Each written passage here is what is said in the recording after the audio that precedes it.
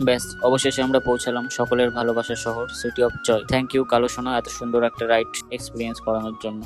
ব্যাপারটা হলো কোথায় যাচ্ছি, কোথা থেকে আসছি, এগুলো ফ্যাক্ট করে না। এই যে জার্নিটা আমরা করছি, এই জার্নিটা আমরা কতটা এনজয় করছি, এটাই হচ্ছে আসল কথা।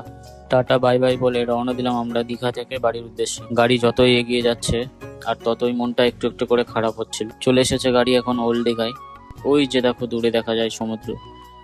কিছুক্ষণ ঘুমিয়ে ওঠার পরে দেখি চলে এসেছি আমরা মেদিনীপুর সিটি কাঁথি। এরপর গাড়ি পৌঁছে গেল কোলাঘাট। সকাল 7টায় গাড়িতে উঠেছিলাম কিছু না খেয়ে, তাই নেমে নিয়েই একটু ফ্রেশ হয়ে আগে বসে গেলাম খেতে। আর এই যে আমাদের আজকের সঙ্গী। আর মনে আছে যেই দিন গেছিলাম সেদিনও এই গাড়িটাই গেছিলাম, কালো সোনা ড্রিম লাইনের। এবারে খাওয়া দাওয়া শেষ করে গাড়িতে উঠে পড়েছি। আকাশ এখন পরিষ্কার হয়ে গেছে, খুব সুন্দর ওয়েদার, কোনো বৃষ্টি নেই। হট করে কলকাতার ঢোকার আগেই পড়ে গেলাম ট্রাফিক জ্যামে। কলকাতায় ঢুকে ঝিরিঝিরি বৃষ্টি পড়া শুরু হয়েছিল। এখানেও জ্যাম ছিল, কিন্তু ওই বৃষ্টির কারণে অতটা জ্যামে পড়িনি। চলেছি আমরা এখন বিটি রোডের উপর দিয়ে।